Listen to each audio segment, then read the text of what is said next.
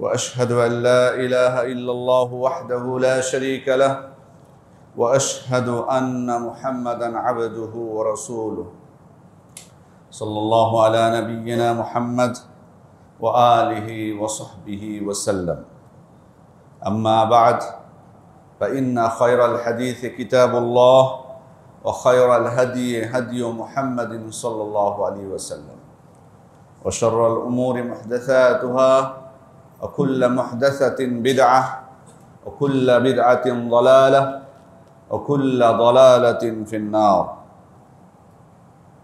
يا أيها الذين آمنوا اتقوا الله حق تقاته ولا تموتن إلا وأنتم مسلمون يا أيها الناس اتقوا ربكم الذي خلقكم من نفس واحدة وخلق منها زوجها وبث منهما رجالا كثيرا ونساء واتقوا الله الذي تساءلون به والأرحام إن الله كان عليكم رقيبا يا أيها الذين آمنوا اتقوا الله وقولوا قولا سديدا يصلح لكم أعمالكم ويغفر لكم ذنوبكم ومن يطع الله ورسوله فقد فاز فوزا عظيما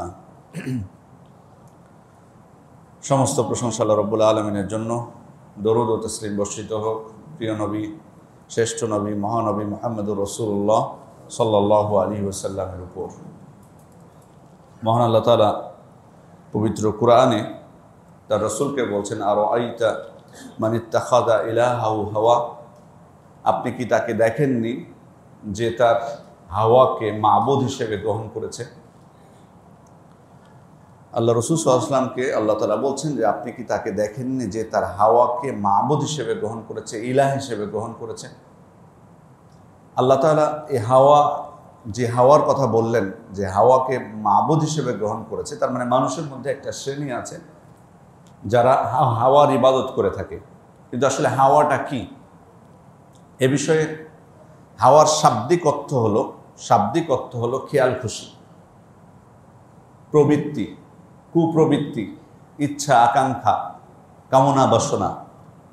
তার মানে শাব্দিক অর্থের দিক যদি আমরা বিবেচনা করি তাহলে অর্থ হবে আপনি কি তাকে দেখেননি যে তার ইচ্ছা আকাঙ্ক্ষাকে, প্রবৃত্তিকে, কুপ্রবৃত্তিকে মাবুদ হিসেবে গ্রহণ করেছে, মনের আশা আকাঙ্ক্ষাকে মাবুদ হিসেবে গ্রহণ করেছে, তার মনের কামনা বাসনাকে মাবুদ হিসেবে গ্রহণ করেছে। আরবদের মধ্যে ইবনে কাসির রাহমাতুল্লাহ আলাইহি বলছেন যে আরবরা যখন তাদের কোনো কিছু ভালো লাগতো, কোনো কিছুকে সৃষ্টির মধ্যে, তখন সেটাকে মাবুদ হিসেবে গ্রহণ করে নিত, সেটার পূজা করা শুরু করতো, সেটার ইবাদত করা শুরু করতো। ভালো লেগেছে, তারপর সেটা পূজা করতে করতে এক সময় যখন অন্য কিছুকে তার থেকে বেশি ভালো লাগতো তখন ওইটা ছেড়ে দিয়ে সেটা করতে শুরু করত। ইবনে কাসির রাহমাতুল্লাহ আলাইহি বলছেন যে আল্লাহ তাআলা, কোন আলেম বলছেন যে আল্লাহ তাআলা এটিকে বুঝিয়েছেন।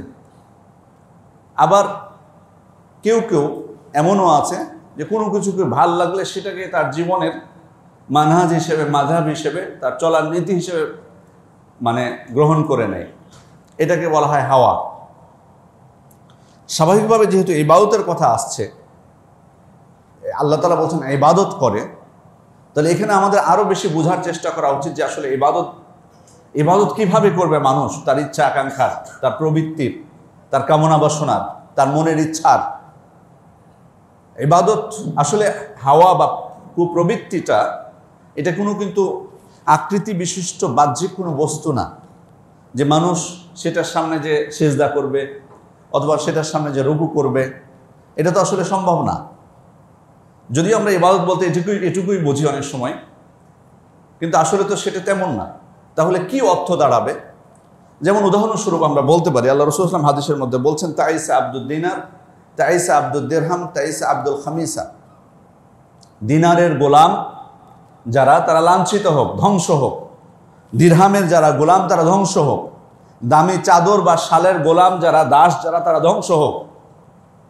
তাহলে আল্লাহ রাসূল সাল্লাল্লাহু আলাইহি ওয়াসাল্লাম বলছেন দিনারের গোলাম, দিনারের দাস, তার মানে তারা দিনারকে রব হিসেবে গ্রহণ করেছে, তারা দিরহামকে রব হিসেবে গ্রহণ করেছে, তারা দামি চাদর বা পোশাককে তাদের রব হিসেবে গ্রহণ করেছে। তার গোলাম বলতে কি বোঝায় তাহলে? দিনারের গোলাম, দিরহামের গোলাম, এটাই তো বোঝায়। কিন্তু আসলে বিষয়টা কি এমন যে মানুষের মধ্যে কেউ এমন আছে যে দিনারকে সেজদা করে, টাকা পয়সাকে সেজদা করে, দিরহামকে সেজদা করে, অথবা এটা কি মনে করে যে এই দিনার বা দিরহাম বা টাকা পয়সা, ডলার, এগুলো আমাকে সৃষ্টি করেছে বা এগুলো সারা বিশ্ব পরিচালনা করছে, এমনকি কেউ আমরা মনে করি? কেউ করি না। কিন্তু মানুষের মধ্যে তো এমন ব্যক্তি আছে যে দিনারের ইবাদত করে, যে দিরহামের ইবাদত করে, যে টাকা পয়সাকে মাবুদ হিসেবে গ্রহণ করেছে। যদি না থাকতো তাহলে তো আল্লাহ রাসূল বলতেন না যে দিরহামের গোলাম, দিরহামের দাস, দিনারের দাস, এটা তো বলতেন না। তার মানে এক শ্রেণীর মানুষ আছে যারা এই দিনারকে বা দিরহামকে, টাকা পয়সাকে মাবুদ হিসেবে গ্রহণ করেছে বলেই আল্লাহ রাসূল সাল্লাল্লাহু আলাইহি ওয়াসাল্লাম এটাকে বলেছেন যে দিরহামের দাস। কিন্তু সেটা কি? এটার অর্থটা হলো যে অন্তরকে দিনারের সাথে, টাকা পয়সার সাথে, অর্থ সম্পদের সাথে সম্পৃক্ত করে দেওয়া। এটার অর্থ এটা। সব সময় সেটার সাথে কানেক্ট। যখনই আমি যেখানে থাকি, আমি জাগ্রত অবস্থায়, আবার যখন আমি সালাতের মধ্যে আসি, আমার সালাত যদিও হয়তো আমি দাঁড়িয়েছি, কিন্তু আমার অন্তরটা থাকে ওই দিনারের সাথে, ডলারের সাথে, ওই দিরহামের সাথে সবসময় সম্পৃক্ত। এমনকি ঘুমালেও স্বপ্নে আমি ওইটাই ভাবে, ওইগুলোরই স্বপ্ন দেখি সবসময়। মানে এতটাই আমি সম্পৃক্ত করে ফেলেছি। এটাই হলো দিনারের দাস, এটা হলো ডলারের দাস, গোলাম। সম্মানিত উপস্থিতি, তার মানে হচ্ছে যে আমাকে এই টাকা পয়সা যেদিকে যেতে বলে সেদিকে আমি যাই। এই দিরহাম পাওয়ার জন্য, দিনার পাওয়ার জন্য, ডলার পাওয়ার জন্য যেখানে যাওয়া প্রয়োজন, হালাল হারামের আমি তোয়াক্কা করি না। যেখানে আমি পাবো সেখানে আমি যাব, তাতে হালাল উপায় হোক বা হারাম উপায় হোক। এই হলো প্রকৃত অর্থে দিনারের দাস, গোলাম, দিরহামের দাস, ডলারের দাস। এটাই হলো প্রকৃত অর্থ। তেমনিভাবে প্রবৃত্তিকে ইবাদত করার অর্থ হলো মনের ইচ্ছাকাঙ্ক্ষাকে মাবুদ হিসেবে গ্রহণ করার অর্থ হলো যে আমার মন যেটা করতে বলে সেটাই আমি করে থাকি, আনুগত্য করা। এটার নামে হচ্ছে ইবাদত। ইবাদত শুধুমাত্র রুকু সিজদা করা, সালাত আদায় করা, হজ করা, কোনো কিছু মানত করা, এটা বলতে শুধু ইবাদত বোঝায় না। মানে আনুগত্য করা, আমার মন যেটাকে বলছে সেটাই আমি মেনে চলছি, আমার ইচ্ছা আকাঙ্ক্ষা যা করতে বলছে সেটাকে আমি মানতেছি। এই জন্যই আল্লাহ রাসূল সাল্লাল্লাহু আলাইহি ওয়াসাল্লাম যখন এই আয়াতটি তেলাওয়াত করছিলেন, ইত্তাখাযু আহবারহুম ওয়া রুহবানাহুম আরবাবাম মিন দুনিল্লাহ, তারা তাদের সংসার বিরাগী এবং পণ্ডিতদেরকে তাদের রব হিসেবে গ্রহণ করেছে, তখন আদী ইবনে হাতেম বললেন, ইন্না লাসনা না'বুদুহুম, আল্লাহ রাসূল আপনি বলছেন যে তারা তাদের সংসার বিরাগী এবং পণ্ডিতদেরকে রব হিসেবে গ্রহণ করেছে, কিন্তু আমরা তো তাদের ইবাদত করি না। কিভাবে রব হিসেবে গ্রহণ করলাম?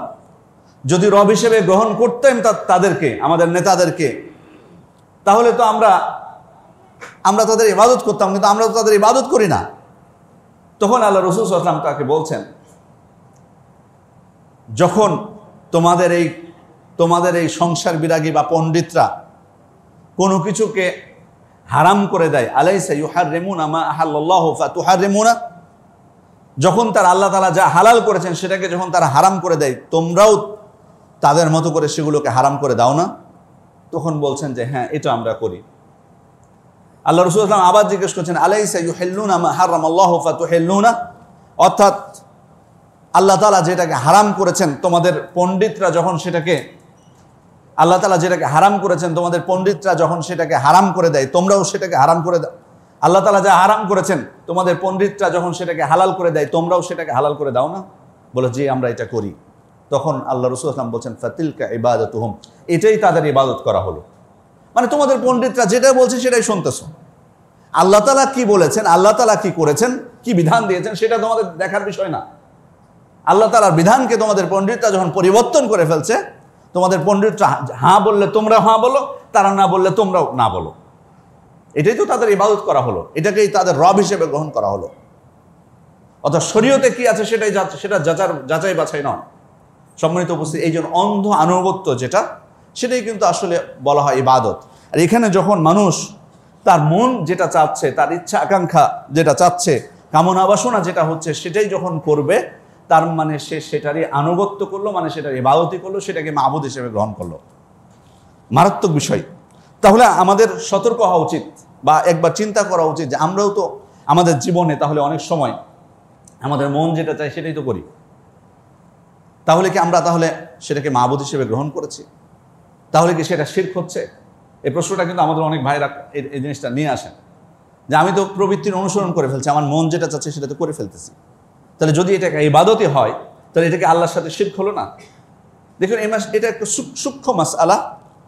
সেটা হলো যে সবসময় প্রবৃত্তির অনুসারী মুশরিক হবে না, প্রবৃত্তির অনুসারী সবসময় মুশরিক হবে না, বরং এটা একটা পর্যায় আছে। প্রবৃত্তির অনুসরণ যদি মানুষকে শিরকের দিকে নিয়ে যায় তখন সে মুশরিক হবে। প্রবৃত্তির অনুসরণ করার কারণে প্রবৃত্তির অনুসরণকারী তার মন চাচ্ছে ইবাদতও করি, আবার আমি মূর্তি পূজাও করি, ভালো লাগছে, তার মন চাচ্ছে, সমস্যা কি? ধর্ম যার যার উৎসব সবার, তারপরে আরো কত কি প্রবাদ সহ সব কিছুকে এক করে ফেলছে মানুষ, মানে কোনো যাচাই বাছাই নেই, কিছু নাই, ওরা করতেছে, ওদেরকে যে সাপোর্ট দিচ্ছে। আবার কেউ বলে আমি যখন মুসলিমদের মধ্যে থাকি তখন সালাত আদায় করি, আবার যখন অন্যদের কাছে যাই তখন তাদেরটা করি। এরকম সমাজও মানুষ বহু আছে। তার মানে মন তাতে এটা চেয়েছে তাই। তো সে যদি এরকম যদি হয় যে সে শিরকে সাপোর্ট করছে, তার অন্তরের মানে তার প্রবৃত্তি তাকে উদ্বুদ্ধ করেছে এটাকে সাপোর্ট করতে, কোনো শিরকে সাপোর্ট করতে, সেটাকে প্রতি সম্মতি জানাতে, তাহলে সে অবশ্যই তখন মুশরিক হবে, সে অবশ্যই মুশরিক হবে। প্রবৃত্তির অনুসরণ যদি মানুষকে হক গ্রহণ করা থেকে বিরত রাখে, সে ইসলামকে কবুল করতে না পারে, সে কুফরির মধ্যে নিমজ্জিত থাকে, তখন অবশ্যই এটা বড় কুফরি তখন। কিন্তু প্রবৃত্তির অনুসরণ করে কেউ যদি কোনো কাবিরা গুনাহ করে থাকে তখন সেটা ফাসিক হিসেবে বিবেচিত হবে, তাকে মুশরিক বলা যাবে না। প্রবৃত্তির অনুসরণ কেউ যদি কোনো সগীরা গুনাহ করে থাকে তাহলে সে সগীরা গুনাহকারী হিসেবে বিবেচিত হবে, তাকে মুশরিক আমরা বলতে পারবো না। এটা একটা পর্যায়ে আছে। কিন্তু প্রবৃত্তির অনুসরণ করে মন চাচ্ছে না, তাই ইসলামের কোনো বিধানকে আমি ঘৃণা করলাম, অপছন্দ করলাম, যেহেতু আমার মনের সাথে মিলছে না, তাই আমি এটাকে অপছন্দ করি, এটার বিরুদ্ধে লেখালেখি করে, এটার বিরুদ্ধে বলি, তখন কিন্তু এটা কিন্তু কুফরির দিকে চলে যাবে। আপনি অপছন্দ করছেন কেন? ইসলামের বিধানকে আপনি না মানা এক জিনিস, কিন্তু অপছন্দ করতে পারেন না, ঘৃণা করতে পারেন না, কিন্তু প্রবৃত্তির অনুসরণ যদি সেটা আপনাকে ঘৃণার দিকে নিয়ে যায় তখন কিন্তু এটা বড় কুফরি হয়ে যাবে তখন। সম্মানিত উপস্থিতি, তার মানে প্রবৃত্তির অনুসরণের উপর নির্ভর করবে, প্রত্যেকের উপর নির্ভর করবে, একটা হুকুম সবার উপরে দেওয়া যাবে না। সম্মানিত উপস্থিতি, এরপরে হচ্ছে দ্বিতীয় যে মাসআলাটা গুরুত্বপূর্ণ, সেটা হচ্ছে যে প্রবৃত্তির অনুসরণ কি সবসময় নিন্দনীয়? প্রশ্নটা এটা, যে মন আমার যেটা চাচ্ছে সেটা আমি করলাম, সেটা কি সবসময় নিন্দনীয়? সবসময় কি এটা নিষিদ্ধ? তাহলে আসলে সব সময় নিষিদ্ধ না। এজন্য ইবনুল কাইয়িম রাহমাতুল্লাহ আলাইহি বলছেন প্রবৃত্তির অনুসরণের সংজ্ঞা দিতে, যে উনি বলছেন শরীয়তের কোনো অনুমোদন ছাড়াই মনের যে ঝোঁক তৈরি হয় সেটাকে হাওয়া বলা হয়। শরীয়তের অনুমোদন ছাড়াই, অর্থাৎ আমার যেটা ইচ্ছা করতেছে, শরীয়ত যদি সেটাকে সাপোর্ট না করে তখন এটা হবে প্রবৃত্তির অনুসরণ, তখন হবে প্রবৃত্তিকে মাবুদ হিসেবে গ্রহণ করা। কিন্তু শরীয়ত যদি সাপোর্ট করে তখন অসুবিধা কিন্তু নেই, হতেই পারে, এটা অসুবিধা নেই। অর্থাৎ আমি ধরুন আপনার বাজারে গেছেন, আপনি ফলের দোকানের সামনে, এখন তো রকমারি অনেক ফল দেখতে পাই আমরা, তো ধরুন আপনি বাজারে যাননি কোনো ফল কেনার জন্য, কিন্তু ফলের দোকানে ফলের সামনে যখন দাঁড়িয়েছেন তখন কোনো ফল দেখে, ড্রাগন দেখে বা আঙ্গুর দেখে বা কমলা দেখে বা যে ফলই হোক, অথবা তরমুজ দেখে, গরমের সময়, প্রচণ্ড গরমের সময় আপনি ফলের সামনে, দোকানের সামনে গেছেন, দেখেন এত বড় বড় তরমুজ, আবার কেটে রেখেছে, দেখেই প্রাণটা জুড়িয়ে যাচ্ছে, তখন আপনার খেতে ইচ্ছা করলো, মন চাইল, তখন আপনি তরমুজটা কিনে নিলেন। এটা কি তাহলে আপনি এই যে আপনার ইচ্ছা হলো তরমুজটা কিনার, তাই আপনি কিনে নিয়ে বাড়ি চলে আসেন, এখন কি বলা হবে যে আপনার ইচ্ছাকে আপনি মাবুদ হিসেবে গ্রহণ করেছেন? না, কারণ এটা তো সমস্যা নেই। আপনার হালাল উপার্জন যদি হয়, আপনার খেতে ইচ্ছা করেছে, আপনি কিন্তু এটা খেতে পারবেন, কোনো অসুবিধা নেই। এটাকে প্রবৃত্তির অনুসরণ বলে না, এটাকে প্রবৃত্তির পূজা করা বলে না, মাবুদ হিসেবে গ্রহণ করা, বা এটা নিন্দনীয় নয়, নিষিদ্ধ নয়। সোজা কথা, নিষিদ্ধ হবে যখন আমার এমন কিছু করার ইচ্ছা হবে যেটা শরীয়ত অনুমোদন করে না। শরীয়ত যদি অনুমোদন না করে তখন সেটা নিষিদ্ধ হবে। এই জন্য আল্লাহ তাআলা বলছেন, ইয়া বানি আদম খুযু যিনাতাকুম ইনদা কুল্লি মসজিদ, হে বনু আদম, তোমরা প্রত্যেক সালাতের সময় সুন্দর পোশাক গ্রহণ করো, ওয়াকুলু ওয়াশরাবু, তোমরা খাও এবং পান করো, ওয়ালা তুসরিফু, তবে অপচয় করো না। এই জন্য কোনো কিছু আমার যদি ইচ্ছা হয় কোনো পোশাক কিনতে, পোশাকটা যদি বৈধ হয়ে থাকে আমি পোশাকটা কিনতে পারবো, তবে খেয়াল রাখতে হবে এটা যেন অপচয় না হয়, আবার কৃপণতাও খরচের ক্ষেত্রে না হয়, কোনোটাই গ্রহণযোগ্য না। কৃপণতাও গ্রহণযোগ্য না, অপচয়টা গ্রহণযোগ্য না। সম্মানিত উপস্থিতি, এই প্রবৃত্তির পূজা বা প্রবৃত্তির অনুসরণ এটা এতটাই ভয়াবহ বিষয় যে এটি যা কিছুর সাথে মিশ্রিত হোক না কেন মানুষকে ধ্বংসের দিকে নিয়ে যায়।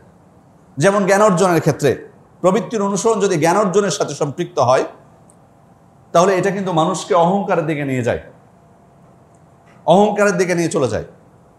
এই জন্য এক সময় দেখবেন জ্ঞান অর্জন করতে যেয়ে যদি মনের মধ্যে অহংকার চলে আসে যে আমি অনেক কিছু শিখে ফেলেছি, বেশি জেনে ফেলেছি বা যথেষ্ট জানি, তখন কিন্তু এই অহংকার চলে আসলে একজন ব্যক্তি কিন্তু সামনে আর অগ্রসর হতে পারে না, সামনে আর অগ্রসর হওয়ার সম্ভব না, ওখানে তাকে থেমে যেতে হয়। এই জন্য সে জ্ঞান চর্চাও বাদ দিয়ে দেয়, এক সময় সেটাও ভুলে যায় যেটা সে অর্জন করেছে। আবার ইবাদতের ক্ষেত্রে যদি প্রবৃত্তির অনুসরণ চলে আসে এটা অনেক সময় মানুষকে রিয়ার দিকে নিয়ে চলে যেতে পারে, লোক দেখানো আমলের দিকে। আবার অনেক সময় বেদাতের দিকে নিয়ে চলে যেতে পারে। আমল করছি, আমাকে আমল করতে ভালো লাগে, তো যেটা অনুমোদন দিয়েছেন আল্লাহ রাসূল সাল্লাল্লাহু আলাইহি ওয়াসাল্লাম সেটাও ভালো লাগে, আবার যেটা অনুমোদন দেননি ও এটা করছে আসলে তো। অথবা অনেক সময় মানুষ না বুঝে কিন্তু দেখবেন বেদাত করে, জানে না, তারপর তাকে বলা হলো যে তুমি যে কাজটা করতেছো আল্লাহ রাসূল সাল্লাল্লাহু আলাইহি ওয়াসাল্লাম তো এটা বলেননি বা করেননি, তবুও ছাড়তে মন চায় না, ভালো লাগে যে তাকে। এই যে ইবাদতের মধ্যে প্রবৃত্তি যদি চলে আসে তখন সেটা বেদাতের দিকে চলে যায়। আবার সেটা যদি অর্থ উপার্জনের ক্ষেত্রে আসে তখন মানুষকে সেটা হারাম উপার্জনের দিকে নিয়ে যায়। আর যদি বিচার ফায়সালার সাথে মিশ্রিত হয় প্রবৃত্তির অনুসরণ তখন মানুষকে জুলুমের দিকে নিয়ে যায়, অন্যায়ভাবে কারো প্রতি অবিচারের দিকে তাকে নিয়ে যায়। সম্মানিত বসে এই জন্য আল্লাহ তাআলা বলছেন ফালা তাত্তাবিউল হাওয়া আন তা'দিলু, তোমরা প্রবৃত্তির অনুসরণ করো না, যদি অনুসরণ করো তাহলে তোমরা ন্যায় বিচার করতে পারবে না। দ্বিতীয় বিষয় হলো প্রবৃত্তির অনুসরণ এতটাই ভয়াবহ যে মানুষকে ধ্বংস করে এটা। এই জন্য আল্লাহ রাসূল সাল্লাল্লাহু আলাইহি ওয়াসাল্লাম বলছেন সালাসু মুহলিকাত, তিনটা বিষয় আছে, হাদিসটি ইমাম তবারানী বর্ণনা করেছেন, শেখ আলবানী সহিহ বলেছেন, তিনটি বিষয় আছে যেটা মানুষকে ধ্বংস করে। প্রথম বিষয় হলো শুহ্হুন মুতা, সেটা হলো অনবরত লোভ বা কৃপণতা, অতিরিক্ত লোভ যেটা এই মানুষ যদি এটাকে পরিহার করতে না পারে তাহলে মানুষ কিন্তু ধ্বংসের দিকে যায়। লোভ জিনিসটা, কৃপণতা এবং লোভ পাশাপাশি বিষয়। মানুষ কিন্তু আসলে অতিরিক্ত লোভের কারণে কৃপণ হয়, আবার যদি কৃপণ হয় দেখবেন যে তার লোভও বেশি, দুই দিক থেকেই। এই দুটাই খুব ঘৃণ্য অপরাধ, অতিরিক্ত লোভ করা। যখন আমার মধ্যে লোভটা চলে আসবে, আমি যদি এটাকে পরিত্যাগ করতে না পারি তখন আমি নানাভাবে সেটা পাওয়ার চেষ্টা করব। তখন যে কোনো অপকর্ম যদি করতে হয় আমার মাথা তখন ঠিক থাকবে না, তখন কিন্তু মানুষ ভাবেন। আপনি দেখেন না যে ছোট্ট বিষয় নিয়ে মানুষকে হত্যা করে, এটা কিন্তু কিয়ামতের আলামত এখন কিন্তু আমরা দেখতে পাই। ছোট্ট আল্লাহ রাসূল সাল্লাল্লাহু আলাইহি ওয়াসাল্লাম কিন্তু আগেই বলে গেছেন যেটা বাড়বে কিয়ামতের আগে, এটা কিয়ামতের লক্ষণ।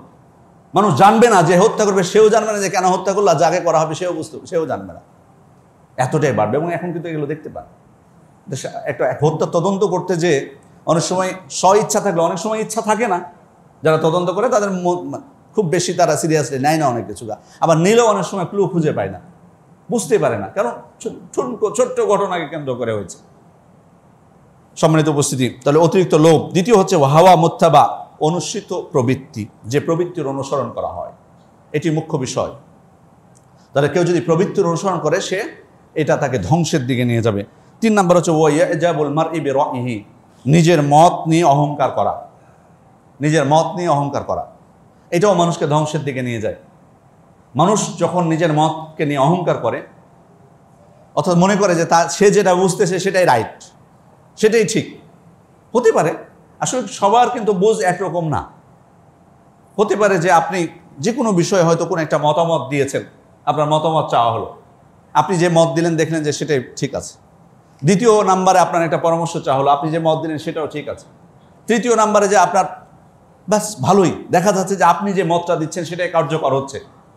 এখন যদি আপনার মনে হয় যে তার মানে আমি যে মতামত দিই সেটাই রাইট, আপনার মনের মধ্যে যদি হয় যে আমার দ্বারা আর ভুল হবে না, তাহলে কিন্তু এটা আপনাকে একসময় ধ্বংসের দিকে নিয়ে যাবে। এবং সেটা মানুষের ক্ষেত্রে হোক বা নিজের ক্ষেত্রে হোক, তখন আপনি তোয়াক্কা করবেন না, মানুষকে পরামর্শ করার প্রয়োজন অনুভব করবেন না, সেটা নিজের বিষয় হোক বা সমাজের বিষয় হোক। তো মনে করবেন আমি যেটা বলি সেটাই তো রাইট, হয়তো এত পরামর্শ দরকার কি, আমি তো আমার সিদ্ধান্তে আমি চলতে পারি, ঠিকই তো চলতেছে, এতবার সফল হয়েছে। কিন্তু না, একজন মানুষ সর্বক্ষেত্রে পারদর্শী হতে পারে না। নিজের মতটাকে যদি মনে করে চূড়ান্ত বা মনে করে যে আমার ভুল হবে না, তাহলে সে একসময় বিপদগ্রস্ত হবে। এই জন্য সম্মানিত উপস্থিতি, কাজের ক্ষেত্রে যে কোনো বিষয়ের ক্ষেত্রে সমাজের আপনি কাজ করতেছেন, আপনি একটা মতামত দিলেন, ধরুন গ্রহণ করলেন, এখানে রাগ করা চলবে না। রাগ করা চলবে না যে হ্যাঁ আমি দিয়েছি, আমি এত বড় মানুষ, আমি একজন এত বড় স্কলার, আমি বললাম অথচ তোয়াক্কা করলো না, ওরা নিজেরা যা করবে কর না, এই ধরনের রাগ করা চলবে না। কেন? হতে পারে আপনার মতামত 100% গ্রহণ করতে হবে। কেন? আপনি কি ওহী আসে নাকি আপনার কাছে যে ওহী আসে আর আপনি সে ওহীর ভিত্তিতে বলছেন যে সেখানে ভুল হবে না? ভুল হতেই পারে, অস্বাভাবিক কিছু না, মানুষ তো। আর এই জন্যই তো পরামর্শ, এই জন্যই কিন্তু পরামর্শের উপকারিতা কি, যে আমি যেটা বলবো সেটাই যদি রাইট হয়। আমি বসলাম ঠিক মানুষজনকে নিয়ে, এরকম বহু মানুষ আছে দেখবেন যে পরামর্শ সভা করে রেখেছে, ডাকেও মানুষকে, কিন্তু কোনো লাভ নাই। উনি আগে থেকে রেডি করে রেখেছে যে কোনটাকে গ্রহণ করবে, তাহলে এটা পরামর্শের কোনো মূল্য থাকলো না। তাহলে এখানে তিনটি বিষয়কে হাদিসে বলা হলো যে ধ্বংসকারী।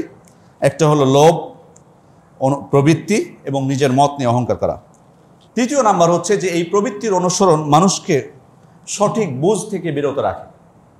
আল্লাহ তাআলা বলছেন অমিনহুম মাই ইস্তামিউ ইলাইকা, তাদের মধ্যে কেউ কেউ আছে আপনার কথা মনোযোগ দিয়ে শোনে। হাত্তা ইযা খারাজু মিন ইনদিক ক্বালু লিল্লাযিনা উতুল ইলমা মাযা ক্বালা আনিফান, কিন্তু যখন আপনার কাছ থেকে বের হয়ে যায় তখন তারা জ্ঞানীদেরকে বলে এইমাত্র সে কি বলল। আল্লাহ তাআলা বলছেন যে তাদের মধ্যে এমন কেউ আছে যারা আপনার কথা মনোযোগ দিয়ে শুনে আল্লাহ রাসূল, কিন্তু যখন আপনার কাছ থেকে তারা বের হয়ে যায় তখন জ্ঞানীদেরকে তারা বলে যে এইমাত্র এই ব্যক্তি কি বলল।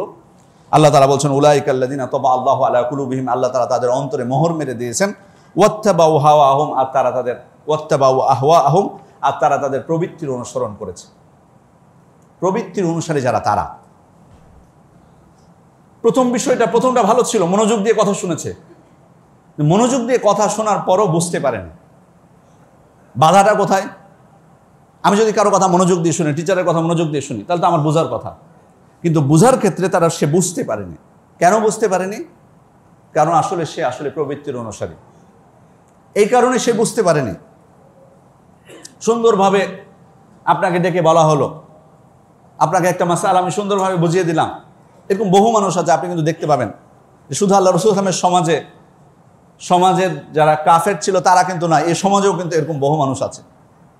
ধরুন কোনো মাসালা বুঝতে পারছে না, সুন্দরভাবে তাকে বলা হলো দেখুন কেন এই কাজটা আমরা করি না, এটাকে কেন আমরা নিষেধ করি, কারণটা কি? কারণ হচ্ছে 1 নাম্বার এটা, 2 নাম্বার এটা, 3 নাম্বার এটা, সুন্দরভাবে বুঝিয়ে দেওয়া হলো। বা সুন্দরভাবে উনি শুনলেনও, মনোযোগ দিলেন, কিন্তু বাইরে যাওয়ার পর দেখবেন নাই, হাওয়া ভুলে গেছে, আবার নাই, মানতে রাজি না। শুনেছে ঠিকই, কিন্তু সে মানতে রাজি না। আপনি এটা কেন বিদআত, সুন্দরভাবে তাকে বুঝিয়ে দেওয়া হয় কেন আমরা এটা করব না। শুনবে ঠিক, কিন্তু যাওয়ার পরে আবার নাই, আবার দেখবেন ওইটাই করতেছে, ওইটাকেই সাপোর্ট করতেছে। তাহলে কারণ কি? মনোযোগ দিয়ে শুনেছে সব কিছু, কিন্তু তার বাধাটা কোথায়? সঠিক বুঝটা কেন আসলো না? কারণ সে তো আসলে প্রবৃত্তির অনুসারী। এই জন্য সঠিক বুঝ থেকে সে মাহরুম হয়েছে, বঞ্চিত হয়ে গেছে। আমরাও যদি এরকম হই তাহলে কিন্তু আমরা সঠিক বিষয়টা কখনো অনুধাবন করতে পারবো না। যতই আমি মনোযোগ দিয়ে শুনি, লাভ নেই, কোনো কাজ করবে না, আমার অন্তরে কোনো প্রভাব ফেলবে না।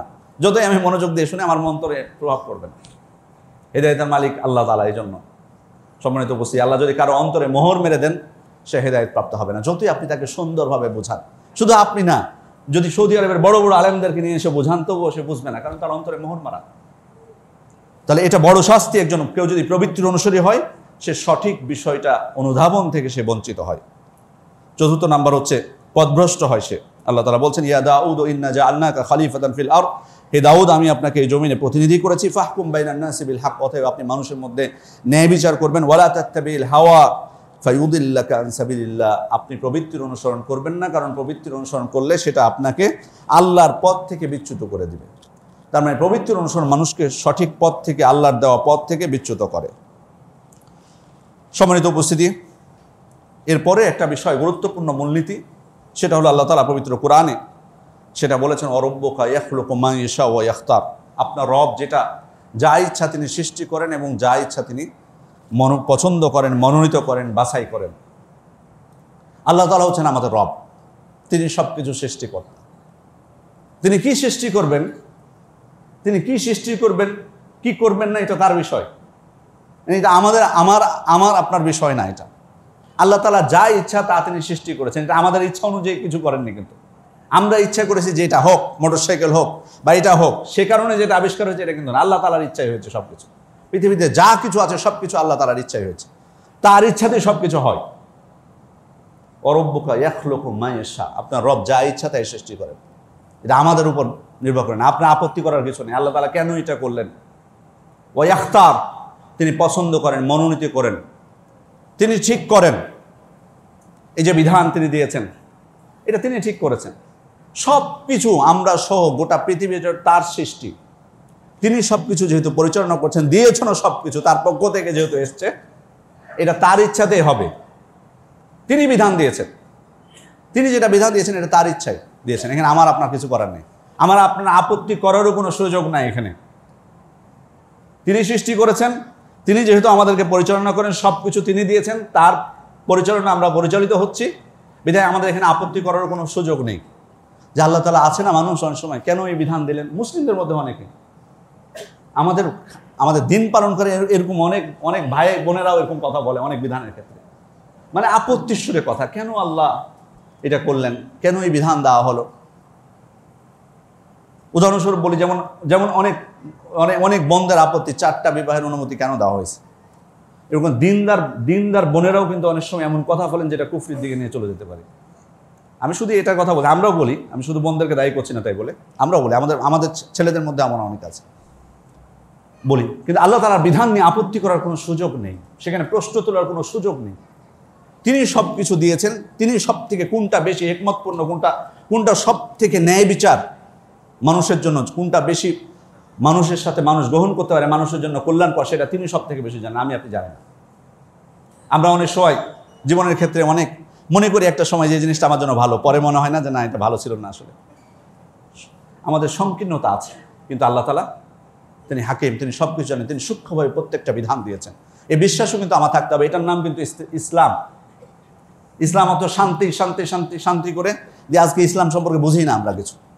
এটার নাম হচ্ছে ইসলাম, আত্মসমর্পণ করা, সব কিছুকে মেনে নেওয়া, মেনে নিতে হবে। আমার বুঝে আসছে না, না আমি বুঝতে পারছি না ঠিক, কিন্তু আমি বিশ্বাস করি যে আল্লাহ তাআলা মানুষের উপর জুলুম করবেন, এটার নাম হচ্ছে ইসলাম। বুঝতে নাও পারতে পারি আমি, কিন্তু মেনে নিতে হবে। তারপর আল্লাহর প্রতি পূর্ণ তার জন্য অনুগত হতে হবে। সম্মানিত উপস্থিতি, এই যে মূলত আল্লাহ তাআলা যা ইচ্ছা তিনি সৃষ্টি করেন, যা ইচ্ছা তিনি পছন্দ করেন, যাকে ইচ্ছা তিনি মনোনীত করবেন, আবার যা ইচ্ছা তিনি পছন্দ করবেন, বাছাই করবেন। সুতরাং যেটা তিনি দিয়েছেন সেটাকে আমাকে মেনে নিতে হবে, আমার মনের ইচ্ছা অনুযায়ী নাও। তিনি যেমন আমাদের জন্য দিয়ে দিয়েছেন কিছু বিষয়, যেমন ধরুন বরকতময় স্থান, বরকতপূর্ণ স্থান, যে স্থানগুলোতে গেলে আমরা বরকত লাভ করতে পারবো। তার মধ্যে যেমন একটা স্থান আল্লাহ তাআলা নির্ধারণ করে দিয়েছেন, যেমন মক্কা, মসজিদে হারাম, মক্কা এটা বরকতময় একটা স্থান। মসজিদে নববী, মদিনা বরকতময় একটা স্থান। এ ব্যাপারে বহু কোরআন আয়াত এবং হাদিস বর্ণিত হয়েছে। ইন্না আউওয়ালা বাইতি উযিআ লিন-নাসি লাল্লাযী বিবাক্কাতা মুবারাক, আল্লাহ তাআলা মক্কাকে এখানে বরকতময় বলেছেন। মদিনার বরকতের জন্য আল্লাহ রাসূল দোয়া করেছেন। আরও কত হাদিস আছে। মসজিদে আকসা, সুবহানাল্লাযী আসরা বিআবদিহি লাইলাম মিনাল মাসজিদিল হারাম ইলাল মাসজিদিল আকসা আল্লাযী বারাকনা হাওলা। তাহলে এগুলো বরকতময় স্থান। তিনি সৃষ্টি করেছেন এই দুনিয়াকে, দুনিয়ার সব জায়গাকে একই মর্যাদা তিনি করেননি। কিছু জায়গাকে করে দিয়েছেন এক জায়গা থেকে আরেক জায়গার থেকে কি মর্যাদাপূর্ণ করে দিয়েছেন। এইটার দায়িত্ব বা এটা করবেন, এটার ক্ষমতা হচ্ছে আল্লাহ তাআলারই। তিনি এটা করেছেন। এখন আমাকে আপনাকে মেনে নিতে হবে যে ঠিক আছে, যে আল্লাহ তাআলা আপনি করেছেন আমাদের জন্য, এটা বরকতময় স্থান, এটাই বরকতময় স্থান। এখন আমি যদি এখানে হস্তক্ষেপ করতে যাই, তাহলে এটা আমি রবের অধিকারে হস্তক্ষেপ করলাম। আমি কোনো কবরস্থানকে বানিয়ে দিলাম বরকতময়, কোনো বিশেষ মসজিদকে বানিয়ে দিলাম বরকতময়। দেখেন না, ওই যে গত মাসে ওই যে কিশোরগঞ্জের পাগলা মসজিদ, সেখানে 5 কোটি টাকা উঠেছে। 5 কোটি কেন উঠেছে আপনি যান এখানে? কারা এত টাকা দেয় সেখানে? আপনার এই আসন্না কমপ্লেক্সে এত খেদমত হয়, কোরআন হাদিসের এত কিছু হয়, কয় টাকা এখানে জমা হয় আপনি দেখেন, জিজ্ঞেস করে দেখবেন কত টাকা হয় এখানে। ওখানে দেয় কেন? বিশাল বড় খেদমত করছে ইসলামের সব কিছু। কি বিশ্বাস থেকে সেখানে গেছে, এত টাকা আসে কোথায়? এরকম আরও মসজিদ আছে, কিন্তু প্রতিটা জেলায় জেলায় একটা করে পাবেন এরকম। সবাই তো আর ওখানে যেতে পারবে না। কি উদ্দেশ্যে? তার মানে অবশ্যই সেটাকে মনে করে অন্য মসজিদ থেকে, না ওখানে দিবে কেন? এটা আল্লাহ তাআলা নির্ধারণ করে দিয়েছেন যে কিছু ওই পাগলা মসজিদ, যে এখানে বরকতময়, যদি টাকা দান করো ওখানে তোমার ইচ্ছা সব পূর্ণ হয়ে যাবে? এটা আল্লাহ দেওয়া ঠিক করা, রাসূল সাল্লাল্লাহু দেওয়া ঠিক করা? তাহলে আপনি করেছেন এটা, আমরা করেছি এটা, আমরা আমাদের রবের অধিকারে হস্তক্ষেপ করেছি। তার অধিকার এটা আমরা করতে পারি না। কোনো জায়গায়, কোনো বিশেষ কবরস্থান হোক বা যে কোনো জায়গায় হোক, সেটাকে বরকতময় বলার অধিকার আমাদের নেই। তেমনইভাবে সময়, আল্লাহ তাআলা কিছু সময়কেও কিছু সময়ের থেকে মর্যাদাপূর্ণ করেছেন। রমাদান মাস, অন্য মাসের সাথে আপনি তুলনা করবেন রমাদান মাসকে? জিলহজ মাসের প্রথম 10 দিনকে আপনি অন্য দিনের সাথে তুলনা করবেন? সপ্তাহের মধ্যে জুমার দিন, এটাকে অন্য দিনের সাথে তুলনীয় হবে? সোমবার, বৃহস্পতিবার বিশেষ কিছু আমল সেখানে আল্লাহ তাআলা দিয়ে দিয়েছেন, বিশেষ কিছু বৈশিষ্ট্য দিয়ে দিয়েছেন। এগুলো কে দিয়েছেন? এগুলো আমরা নির্ধারণ করেছি? না, আল্লাহ তাআলা নির্ধারণ করেছেন। তিনি যেহেতু বলে দিয়েছেন যে এটা বরকতময় মাস, সেটাই বরকতময় হবে। তিনি যেহেতু নির্দিষ্ট রাত্রিকে, লাইলাতুল কদর রাত্রিকে বলেছেন যে এটা বরকতময় রাত, বিধায় সেটা বরকতময় রাত, এজন্য সেটা বরকতময় রাত। এখন আপনি লাইলাতুল কদর বাদ দিয়ে আরেকটা শাবান মাসের একটা রাত্রিকে বরকতময় আপনি নির্ধারণ করলেন, এইটা এখানে আপনি হস্তক্ষেপ করলেন। ভুলটা এখানে হয়ে গেল। কোন রাতটা বরকতময় হবে এটা তার দায়িত্ব, এটা তার অধিকার, তার ক্ষমতা, এটা রবের ক্ষমতা। সেখানে যদি আপনি যে বলেন না এটাও বরকতময়, তাহলে এখানে সব থেকে বড় ভুলটা হয়ে গেল। সম্মানিত উপস্থিতি, কিছু বিষয় আছে। আবার এখানে একটা বিষয় সতর্কতার স্বরূপ বলি, বরকতময় স্থান বা বরকতময় সময় হলে যে আমি যেভাবে ইচ্ছা বরকত কামনা করতে পারবো, এটা কিন্তু না। মক্কা বরকতময়, সেখানকার বরকত লাভ করতে হলে আল্লাহ রাসূল সাল্লাল্লাহু আলাইহি ওয়াসাল্লাম যেভাবে বরকত লাভ করেছেন সেভাবেই করতে হবে, নিজের ইচ্ছায় না। যে আপনি মক্কার মাটি ব্যাগে করে নিয়ে আসবেন, অথবা মদিনার মাটি ব্যাগে করে নিয়ে আসবেন, অথবা কবুতরকে খেতে দেয় ওই গমগুলো নিয়ে আসবেন, না, এই অধিকারও আমাদের নেই। শুক্রবার বরকতময় দিন, কিভাবে বরকত লাভ করেছেন আল্লাহ রাসূল সাল্লাল্লাহু আলাইহি ওয়াসাল্লাম, সাহাবায়ে কিরাম, সেভাবে আমাকে বরকত লাভ করতে হবে। সোমবার, বৃহস্পতিবার বরকত সিয়াম রাখার কথা বলা হয়েছে, আমাকে সিয়ামই রাখতে হবে। আপনি যদি ওখানে ইবাদত আবিষ্কার করেন রাত্রে, যে ও বরকতময় দিন শুক্রবারের দিন, তাহলে রাতটা আমি তাহাজ্জুদের সালাত আদায় করব, আর শুক্রবারের দিন আমি সিয়াম পালন করব, যেহেতু বরকতময় দিন। না, এই অধিকার আমাদের নেই। যদি আল্লাহ রাসূল সাল্লাল্লাহু আলাইহি ওয়াসাল্লাম নির্ধারণ করতেন তখন আমাদের অধিকার ছিল। এই জন্য এই বিষয়টা বোঝা দরকার আমাদের। সম্মানিত উপস্থিতি, যে আল্লাহ তাআলার যেটা অধিকার, তিনি যেটা ইচ্ছা করেন সেটাকে নির্ধারণ করেন, সেখানে আমরা হস্তক্ষেপ করতে পারবো না। যদি করি, এটাই হলো মূলত প্রবৃত্তির অনুসরণ থেকে কিন্তু এই মানুষ এগুলো করে থাকে, প্রবৃত্তির অনুসরণ থেকে করে থাকে।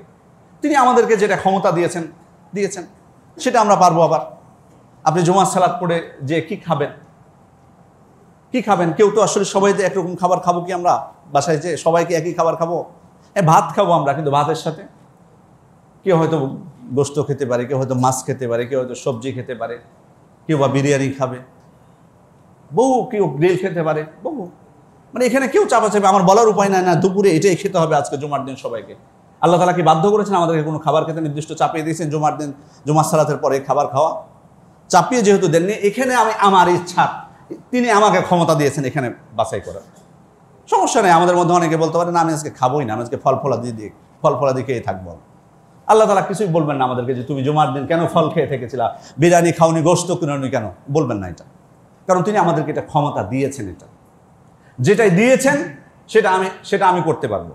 ফলের দোকানে যে আমি যদি আমের সময় আম না কিনে অন্য ফল কিনি, তবুও কিনতে পারবো। আল্লাহ তাআলা আমাকে বলবেন না কিয়ামত দিন যে আমের মৌসুমে তুমি আম না কিনে ড্রাগন কেন কিনেছিলে, বা কমলা কিনে, আপেল তো সারা বছর তুমি খেতে পাও, কিনোনি কেন, তুই আম কেন কিনোনি, আমের সময় আম কিনবা, এটা বলবেন না আল্লাহ তাআলা, কারণ এটা আমাদেরকে ক্ষমতা দিয়েছেন তিনি।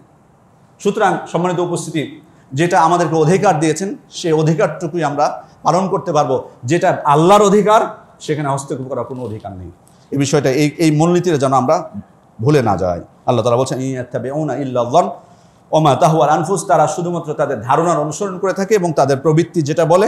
ওয়ালাকাদ জাআহুম মির রাব্বিহিমুল হুদা, অথচ আল্লাহ তাআলার পক্ষ থেকে তাদের নিকট হেদায়েত স্পষ্ট হয়েছে। সুতরাং ইবাদতের বিষয়ে বা যে বিষয়ে আল্লাহ তাআলার অধিকার, সে বিষয়ে হস্তক্ষেপ আমরা করবো না। অর্থাৎ আমাদের মন যেটা চাচ্ছে অথবা আমাদের যেটা ধারণা হচ্ছে সেটাই যেন নয়, বরং আল্লাহ তাআলার পক্ষ থেকে হেদায়েত এসেছে, এই হেদায়েতের অনুসরণ করতে হবে আমাদেরকে। এরপরের যে বিষয়টা সেটা অত্যন্ত গুরুত্বপূর্ণ। দ্বিতীয় নাম্বার যে মূলনীতিটা, সেটা হচ্ছে মুহাব্বা, ভালোবাসা। আল্লাহ তাআলা দুনিয়াতে এমন কিছু সৃষ্টি করে দিয়েছেন আমাদের জন্য, এবং সেগুলোর প্রতি আমাদের আকর্ষণ সৃষ্টি করে দিয়েছেন। সেগুলোকে আমাদের জন্য সুশোভিত করে দেওয়া হয়েছে। যুইয়ানা লিন-নাসি হুব্বুশ শাহাওয়াতি মিনান নিসাই ওয়াল বানিনা ওয়াল কানাতিরিল মুকাদ্দারাতি মিনাজ যাহাবি ওয়াল ফিদ্দা ওয়াল খাইলিল মুসাওয়ামাতি ওয়াল আনআমি ওয়াল হারথ। সুবহানাল্লাহ, দেখুন কত কিছুকে আমাদের জন্য সুশোভিত, নারী, সন্তান সন্ততি, স্বর্ণ রৌপ্য থেকে কত কিছুর প্রতি আমাদেরকে আকর্ষিত করে দেওয়া হয়েছে। এটা প্রকৃতি মানুষের, এটা আল্লাহ তাআলা আমাদেরকে করে দিয়েছেন, থাকবেই। স্বর্ণ রৌপ্যের প্রতি আমাদের লোভ থাকবেই, খাবারের প্রতি, সন্তান সন্ততির প্রতি আকর্ষণ আমাদের থাকবেই, নারীদের প্রতি আমাদের আকর্ষণ থাকবেই, স্বাভাবিক। এবং এটাই কিন্তু আল্লাহ তাআলার পরীক্ষা। আল্লাহ তাআলা সেগুলোর প্রতি আমাদেরকে আকর্ষণ সৃষ্টি করে দিয়েছেন। আল্লাহ তাআলা স্বাভাবিক থাকতে পারে, ভালোবাসা আমি সেখানে প্রকাশ করতেও পারি, কিন্তু শরীয়ত যদি সেখানে বিরোধী হয় তখন কিন্তু আমার সে সুযোগটা আর নেই। ভালোবাসা সেগুলোর প্রতি আকর্ষণ আছে, কিন্তু সে আকর্ষণে বাধা হয়ে দাঁড়ালো শরীয়ত, সেখানে কিন্তু আমি পারবো না, সেখানে আমাকে প্রাধান্য দিতে হবে শরীয়তটাকে। আর এটাই হচ্ছে মানুষের জন্য বড় একটা পরীক্ষা এই দুনিয়াতে। এখানেই কিন্তু এই পরীক্ষাতেই কিন্তু আমরা অকৃতকার্য হই। সম্মানিত উপস্থিতি, এটা সবথেকে বড় পরীক্ষা। এমন না যে সেগুলোর প্রতি আমাদের ভালোবাসা নেই। আসলে এই জন্য ইবনুল কাইয়িম রাহমাতুল্লাহ আলাইহি বলেছেন যে এগুলোর প্রতি মানে মানুষ, আল্লাহ তাআলা যদি মানুষের আকর্ষণ সৃষ্টি না করে দেন, এই দুনিয়াটাই অচল হয়ে যেত। দুনিয়াটাই অচল হয়ে যেত। এই দুনিয়াতে কিন্তু আমরা চলতে পারতাম না। এগুলোর প্রতি যে সন্তান সন্ততি বলুন, সম্পদের প্রতি ভালোবাসা, এই জন্য কিন্তু মানুষ চলছে। কিন্তু এখানে বড় পরীক্ষা, আমি সম্পদ উপার্জন করতে পারবো, অসুবিধা নেই, বৈধ করে দিয়েছেন, সেটার প্রতি আমার আকর্ষণও আছে। কিন্তু যখন এমন যে উপার্জন শরীয়ত অনুমোদন করে না, সেখানে যে আমাকে থেমে যেতে হবে না, সেখানে আমি আল্লাহর বিধানকে আমাকে প্রাধান্য দিতে হবে। নারীদের প্রতি আকর্ষণ সৃষ্টি করা হয়েছে, তাদেরকে আমরা গ্রহণ করতে পারবো, কিন্তু যদি এমন পদ্ধতিতে গ্রহণ করি শরীয়ত যেটাকে নিষেধ করেছে, সেটা আমরা পারবো না। দেখুন ইউসুফ আলাইহিস সালাম, উদাহরণস্বরূপ দেখুন ইউসুফ আলাইহিস সালাম কি হলো, ওনার সামনে কি পথ খোলা ছিল না? সহজ, এত সহজ যে ওখানে আর কেউ কিন্তু ছিল না, কোনো বাধা ছিল না, কিছু ছিল না। আজিজে মিসরের স্ত্রী, তার সামনে ওখানে যে ঘরে আছেন সে ঘরে একা, কেউ নাই। ওয়ারাদাতুল্লাতি হুয়া ফি বাইতিহা আন নাফসি ওয়া গাল্লাকাতিল আবওয়াব ওয়া ক্বালাত হাইতা লাক, তাকে ডাক দিলেন ইউসুফ আলাইহিস সালামকে, কিন্তু তিনি কি বললেন? মাআযাল্লাহ। কারণ তার সামনে এখানে দুইটা পথ, তার সামনে তখন দুইটা পথ, আপনি নির্দ্বিধায়, কোনো সমস্যা নেই, ওখানে কেউ আপনাকে দেখতে পাচ্ছে না, মানুষের মধ্যে সুযোগই নেই দেখার। এমন ভাবে তার সব কিছুকে সাজিয়েছে, উপায় নেই, কেউ দেখার সুযোগ নেই সেখানে। সুতরাং সে ইচ্ছা করলে তিনি অশ্লীল কাজ করতে পারেন, তার সাথে সম্মতি দিতে পারতেন, কিন্তু বাধাকে আল্লাহ তাআলা দেখছেন। সেখানে আমি আল্লাহ তাআলার বিধানকে আমি প্রাধান্য দিব নাকি সেটা আমি গ্রহণ করব। তিনি কোনটাকে গ্রহণ করলেন? আল্লাহ তাআলার বিধানকে গ্রহণ করলেন। এই যে পরীক্ষা, আমার আপনার সামনে এমন পরীক্ষা আসতে পারে, তখন কিন্তু আমি সেটা পরিত্যাগ করে আল্লাহ তাআলার বিধানকে প্রাধান্য দেওয়া, এটাই কিন্তু কঠিন, সব থেকে বড় পরীক্ষা এটা। আমি তখন এই পরীক্ষায় কৃতকার্য হতে পারবো কিনা। ইউসুফ আলাইহিস সালাম কৃতকার্য হয়েছেন, তিনি সাথে সাথে প্রত্যাখ্যান করেছেন, মাআদাল্লাহ, আল্লাহর কাছে আশ্রয় চেয়েছেন। ইন্নাহু রাব্বি আহসানা মাসওয়া ইন্নাহু লা ইউফলিহুল যালিমুন। কিন্তু মানুষের মধ্যে এমন অনেকে আছে এটা পারে না। এজন্য ইবনুল জাওজি রাহমাতুল্লাহ আলাইহি তার যাম্মুল হাওয়া একটা কিতাব আছে, সেই কিতাবে একটা তিনি ঘটনা শুনিয়েছেন, বাগদাদের এক মুয়াজ্জিনের ঘটনা, যার নাম ছিল সলেহ। 40 বছর আজান দিয়েছেন একাধারে, 40 বছর একাধারে আজান দিয়েছেন এক মসজিদে। মানে ভালো মানুষ ছাড়া কেউ মসজিদমুখী হবে নাকি এত সহজে? খারাপ দস্তুরি থাকতে পারে, কিন্তু অবশ্যই ভালো। 40 বছর একাধারে আজান দিয়েছেন। সেই মুয়াজ্জিন একদিন, তখন তো এবার মাইক ছিল না যে মসজিদের ভিতরে, তারা উঁচু স্থানে উঠে আজান দিতেন। সেই উঁচু স্থানে উঠে আজান দিতে যে ওনার আজানের সময় পাশের বাড়ির দিকে তার দৃষ্টি চলে যায়। সেখানে একজন সুন্দরী নারীকে দেখতে পান এবং তার প্রতি প্রলুব্ধ হয়ে যান আজান দিতে দিতে। এমনকি উনি উল্লেখ করেছেন যে তিনি আজান পূর্ণ করতে পারেননি, আজান পূর্ণ না করে নেমে এসেছেন এবং দ্রুত ওই বাড়িতে ছুটে গেছেন। দরজায় কড়া নেড়েছেন, বের হয়ে এসেছে, তাকে প্রস্তাব দিয়েছেন, বিয়ের প্রস্তাব দিয়েছেন। তখন সে বলেছে, না, আমি তো অন্য ধর্মের, আপনি মুসলিম, আপনার সাথে তো আমার বিয়ে হতে পারে না। তখন বলে যে আমাকে যদি তোমার ধর্মে রূপান্তরিত হতে হয় তবুও তোমাকে আমি চাই। নাউযুবিল্লাহ মিন যালিক। দেখুন মানুষের অবস্থা, মানুষের পরিবর্তনটা কিভাবে হতে পারে। এই জন্য কিন্তু আল্লাহ রাসূল সাল্লাল্লাহু আলাইহি ওয়াসাল্লাম বারবার আমাদেরকে দোয়া শিখিয়েছেন, দিনের উপরে যে অটুট থাকা, কেন দোয়া শিখিয়েছেন? এত সহজ না। কেউ কল্পনা করবে, তিনি নিজেও কল্পনা করতে পেরেছেন, তিনি তো ভেবেছেন আমি আল্লাহ গুজার মানুষ, কেমন মৃত্যু পর্যন্ত এভাবেই থাকবো।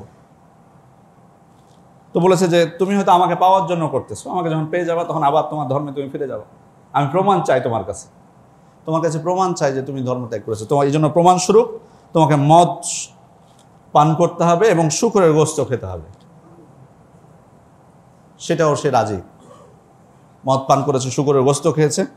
এরপরে তখন বলছে যে আমার বাবা তো বাড়িতে নেই, বাবা আসলেই তিনি সব কাজ সম্পন্ন করে দিবে, এখন তুমি উপরে যেয়ে বিশ্রাম নাও। তো মদ খেয়েছে, মদের তো একটা প্রতিক্রিয়া আছে। ও যখন উপরে উঠতে উঠতে তার মাতলামি শুরু হয়েছে, তখন ওখান থেকে পড়ে যেয়ে তারপর মারা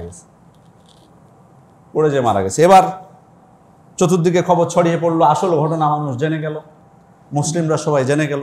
এখন কি তাকে মুসলিমদের কবরস্থানে দাফন করবে না, কারণ সে তো মুরতাদ হয়ে গেছে কিছুক্ষণ পূর্বে। তো জানতে পেরেছে যে সে মুরতাদ, তখন তাকে মুসলিমদের কবরস্থানে নিক্ষেপ করেনি, বন জঙ্গলে কোথায় নিক্ষেপ করেছে। হিংস্র জন্তুরা এসে তার লাশটাকে ভক্ষণ করেছে। কেন তিনি উল্লেখ করেছেন এই ঘটনা? দেখুন, এই যে পরীক্ষা মানুষের, আল্লাহ তাআলা এগুলোর প্রতি আমাদের আকর্ষণ সৃষ্টি করে দিয়েছেন, কিন্তু আমরা কতটুকু নিজেদেরকে ধৈর্য ধারণ করতে পারবো? এখানে আকর্ষণও সৃষ্টি করেছেন, আবার বিধানও দিয়ে দিয়েছেন। এত সহজে আমার মন চাইলে যে আমি পারবো, সেটা কিন্তু আমি পারবো না। এই জন্য সম্মানিত উপস্থিতি, আল্লাহ তাআলার কাছে আমাদের সর্বদাই যেন দোয়া করতে হবে, আল্লাহ তাআলার কাছে যেন আল্লাহ তাআলা দিনের উপর আমরা সর্বদা অটুট থাকতে পারি। আল্লাহ তাআলা আমাদেরকে তৌফিক দান করুন। এরপরে যে বিষয়টি সম্মানিত উপস্থিতি, সেটা হচ্ছে যে কিছু উদাহরণ দিব প্রবৃত্তির অনুসরণের। আমরা যেগুলো আমাদের সাধারণত আমাদের হয়ে যায় অনেক সময় দেখবেন যে একজন মানুষ 5 ওয়াক্ত সালাত আদায় করে, কিন্তু যখন বাইরে বের হয়, কোথাও ঘুরতে যায়, তখন দেখবেন আর সালাতের সাথে তার সম্পর্ক থাকে না। হয়তো মসজিদের পাশে এখানে বসবাস করি, তাই 5 ওয়াক্ত সালাতে আসি, কিন্তু যখন হয়তো কক্সবাজার ঘুরতে গেছি, তখন আর সালাতের সাথে আর কোনো সম্পর্ক নেই, চলতেছে সালাত বিন। এরকম মানুষ আছে, এরকম আমাদের মধ্যে কিন্তু হয় এই জিনিসগুলো। এটার অর্থ হলো তিনি প্রবৃত্তির অনুসারী। এই মসজিদের পাশে আছেন বলে হয়তো এখানে আসতেছেন, না আসলে কেমন দেখায় বা পরিবেশ আছে তাই, কিন্তু যখন আমি অন্য পরিবেশে চলে গেছি, তখন আমি সেখানে সালাতকে পরিত্যাগ করে ফেলেছি। আবার অনেক মানুষ আছে তাহাজ্জুদের সালাত আদায় করেন, রাত্রির সালাত আদায় করেন, কিন্তু 5 ওয়াক্ত সালাত ভালোভাবে আদায় করেন না। এরকম কিন্তু ফরজ সালাত 5 ওয়াক্ত ভালোভাবে আদায় করেন না, কিন্তু রাত্রের তাহাজ্জুদ আবার বাদ দেন। প্রবৃত্তির অনুসারী। অনেক সময় পবিত্রতার ক্ষেত্রে ইবনে জাওজি রাহমাতুল্লাহ আলাইহি বলছেন যে পবিত্রতার ক্ষেত্রে খুব সজাগ, পবিত্রতা অর্জনের ক্ষেত্রে খুব সজাগ, কিন্তু গীবত থেকে সজাগ না। আছে না এরকম মানুষ? বহু মানুষ আছে পবিত্রতা অর্জনের ক্ষেত্রে লাফালাফি না করলে পবিত্রতা অর্জিত হয় না তার। লাফালাফি করা লাগে, এতবার হাঁটা লাগে, এত কি করা লাগে, কিন্তু গীবত থেকে, পরনিন্দা থেকে বাঁচতে পারি না। প্রবৃত্তির অনুসারী। হালাল ইবাদত করছি, ভালো ইবাদতের ক্ষেত্রে কোনো ত্রুটি নেই, সালাত, সিয়াম, হজ, জাকাত সব কিছু ঠিক আছে, কিন্তু হারাম উপার্জন থেকে বাঁচতে পারি না। আশা ইবনে কাইস নামে একজন কবি ছিল আরবদের, খুব বড় কবি, ইয়ামামায় বসবাস করতো নজদে। তো আল্লাহ রাসূল সাল্লাল্লাহু আলাইহি ওয়াসাল্লামের কথা শুনে এই কবির তার ভালো লেগেছে। তখন তার মনে হয়েছে যে আমি আল্লাহ রাসূল সাল্লাল্লাহু আলাইহি ওয়াসাল্লামের কাছে যাই। তার ইচ্ছা যে সে ইসলাম গ্রহণ করবে। তো বের হওয়ার পর তার সঙ্গীর সাথে ছিল, যেহেতু বড় কবি, বুঝতে পারছেন বড় মানুষরা হলে সঙ্গীর সাথে থাকে না সবসময়। তো তার সঙ্গীর সাথীরা কিন্তু যারা রাসূল সাল্লাল্লাহু আলাইহি ওয়াসাল্লামের জন্য বের হচ্ছে, তো তারা তো আতঙ্কের মধ্যে, তারা তো আর ইসলামকে পছন্দ করে না। তো আশা ইবনে কাইসের কথাবার্তা শুনে তাদের মনে হয়েছে যে মদিনায় যদি পৌঁছে যায়, হয়তো ইসলাম গ্রহণ করে ফেলবে, শুধু যে সাক্ষাৎ করতে যাচ্ছে এটা নয়। সেজন্য তারা খুব চেষ্টা করতেছে, না একে মদিনায় যেতে যাওয়া যাবে না, মানে সেখান থেকে আটকাতে হবে, কারণ ওখানে যদি চলে যায় তাহলে কিন্তু হারাতে হবে। আর এই কবি যদি ইসলাম গ্রহণ করে তাহলে তো ইসলামের শক্তি আরো বেড়ে যাবে, স্বাভাবিক।